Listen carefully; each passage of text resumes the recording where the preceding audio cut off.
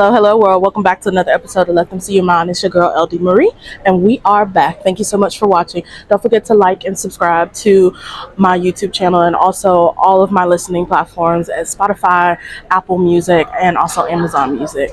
So today, as an American expat living in London, obviously the election season is here.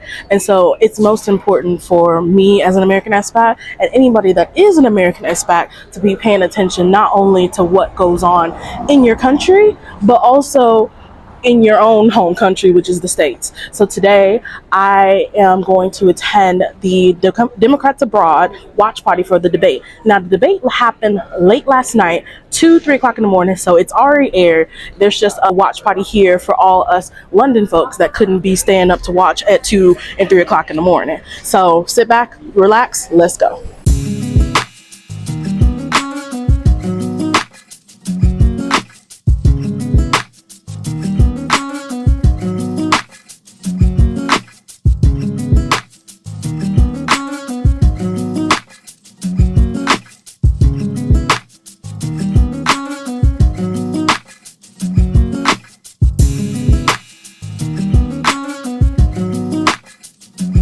Hey guys, so we're here at the COVID Garden Hotel where Democrats Abroad is hosting a watch night. So as I told you in the beginning, the debate happened last night.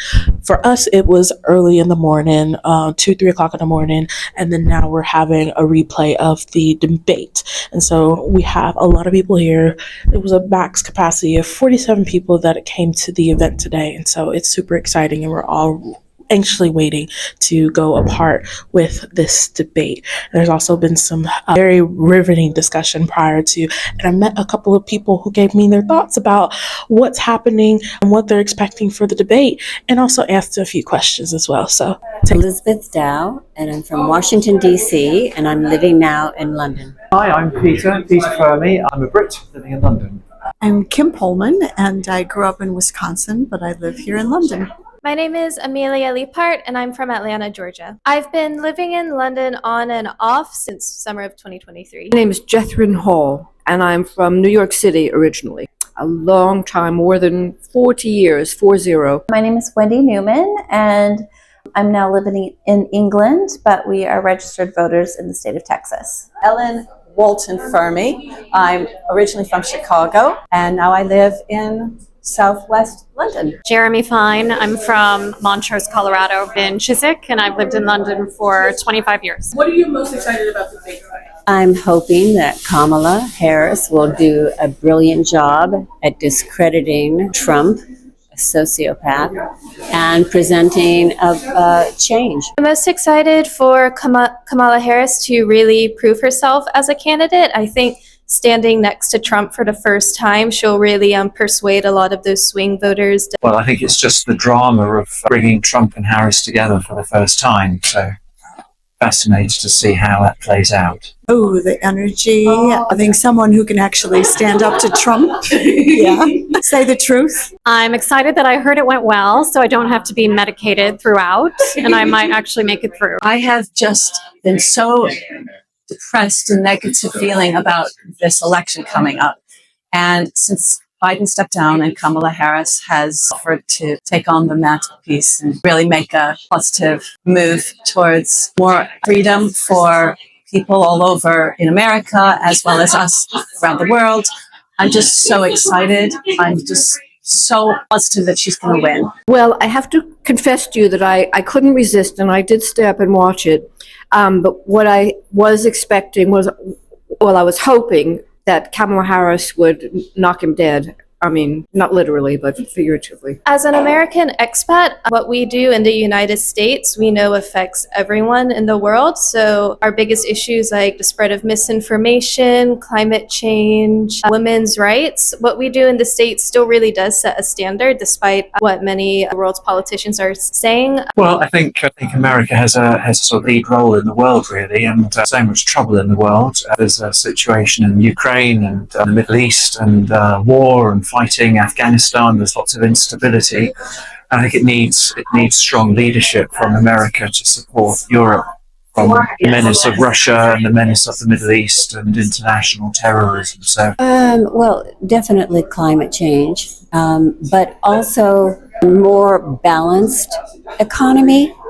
I want to feel proud again to be American. I don't want to feel like I'm ashamed. I think that we really need to take a look at a woman's a right to her own body and decisions with her doctor to make those decisions personally.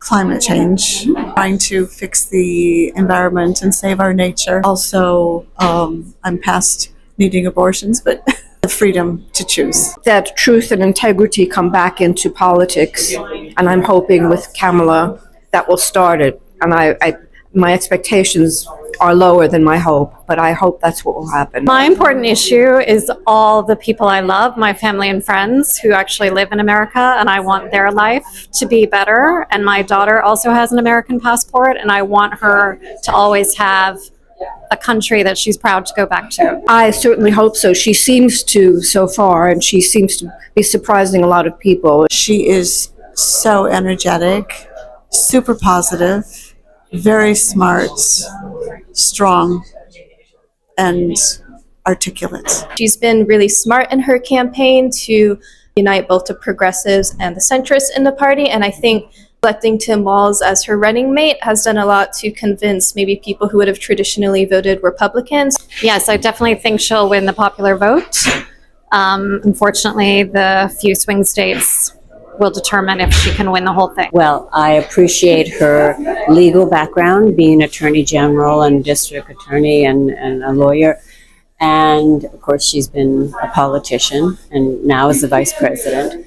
She just comes across confident, smart, and intelligent, but she also feels like she's got a commonness about her that makes everybody feel comfortable in her presence, and like she could be also a friend. well, I'd like to think so. I don't know her particularly well, but I guess the interview tonight will shine some light on that. Probably not. Although I will be very excited. Yes. So I would love to talk to our other Democrat leaders who've gotten us here. So Elizabeth Warren, Bernie Sanders. I have a great deal of affection for the Bidens, so I would love to shake his hand. So yes, definitely go. Absolutely. If you're watching, I'll be there. Yes, please. Wins, I'll be there. I would be delighted to go if I was invited. Oh my gosh, yes. Thank you so much. Definitely. Making some slight assumptions here. If Donald were to win, I think I might give it a miss. Although it would also be fascinating, I think, to go. It's the whole phenomenon of Donald Trump and why 45% of Americans still vote for him is a fascinating topic. And as Europeans, same as gun control, we just don't get it. We don't understand why he's so popular. So as we sat down and we heard some remarks from the Democratic chair, we looked and saw what the debate was about. Other places, they've left the tariffs on. When I had it, I had tariffs, and yet I had no inflation. Country, if not the world, have reviewed our relative plans for the future of America. What Goldman Sachs has said is that Donald Trump's plan. So hey guys, we are here at the debate, and so at this time we are in the middle of a break, and we just wanted to be sure that the debate is going well. Actually, if you want to just be honest, the debate is going well, and Kamala Harris is really making them shots in regards to just the different things that is happening. Former President Donald Trump is definitely trying to spill some misinformation within this debate, also trying to do some different tactics to kind of distract Vice President Harris, but I'm not too for sure in regards to how that's working out. But ultimately, we're just going to see how the rest of this debate goes. 60 times. I was a senator at the time when I will never forget the early morning hours when it was up for a vote in the United States Senate. And the late, great... After the debate was over, they showed a screening of the interview with the Democratic chair and Republican abroad chair. Take a listen. Absolutely, Kamala Harris won that debate hands down. She was presidential. She spoke to the American people, not to a base. She spoke to everyone. She was heavy on policy. He was heavy on the lies and the insults. I think the debate was calmly in Trump's favor. As you said, the bases on both sides are decided. Donald Trump spoke to the forgotten men and women of America who don't have a voice, who really feel these pressures, whether it be inflation, whether it be the influx of illegal immigrants into their country. I thought the debate was very hopeful for me. I think that Vice President Harris delivers succinctly a message of policy and speaking to the middle class Americans of what kind of change and hope that they can see in the future with her as president. And I think she said it very clearly. President Trump just continued to say the same old things, not deliver anything about what he was going to do to create change, what kind of policies he had. He avoided answering any questions directly. He just kept bringing back all this hateful, divisive rhetoric that we're done with. We're, over. Guys, we just ended the event here at the COVID Gardens Hotel. There was some pretty good one-liners within this debate, but overall, it just cemented the fact that I am voting for Vice President Kamala Harris in this election because the way that she articulated, and the biggest takeaway is just basically making sure that she's able to promote her platform and also throw a little digs at former President Donald Trump in regards to her responses. There were no indications to where President Trump actually gave a plan to what he's doing, and it was a lot of just misinformation and not even enough information about what his platform is about outside of just debunking some of the things that happened or said by Vice President Harris. And this was a great platform to come together with other Americans that are here, other Democrats that are here, and again, just promoting the emphasis of making sure that you have your ballot, making sure that you're voting. And just because you are in a different country as an American expat doesn't mean that you gate what's going to be happening here.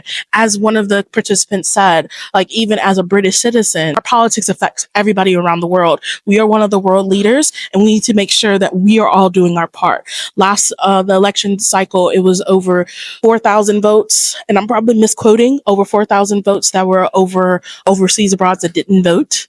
And so this election is about getting out and voting for your preferred candidate. My preferred candidate is Vice President Harris and may not be for you. But ultimately, it is your decision on what you need to do. And that's what it's all about. And it was some great conversation within this event where it talked about your federal protections, where we get to get our ballots 45 days before the election and make sure that we are able to send it in, whether it be by email, whether it be by mail, and then also making sure that we are getting out to people, reaching out to 5 people and talking to other people that are also Americans and making sure that they're understand their right to vote and making sure that they're registered to vote. I had very interesting conversations with the Democratic chair of Democrats Abroad, Kirsty Wolf, and we had further conversations in regards to the importance of voting and voter engagement. Because as y'all know, I am a proud member of Alpha Kappa Alpha Sorority Incorporated, and we are going in with voter education and voter engagement. And so that's one of the things that we discussed within this election. So that was just very much the resilience and the understanding of what this moment means for not only Americans in the United States, but also Americans abroad. So thank you so much for watching. Don't forget to like and subscribe to my channel. And you can also subscribe to, not subscribe, you can also go ahead and follow all of my pages on social media. Thank you so much for watching. This is your girl, LD Marie, and we are out.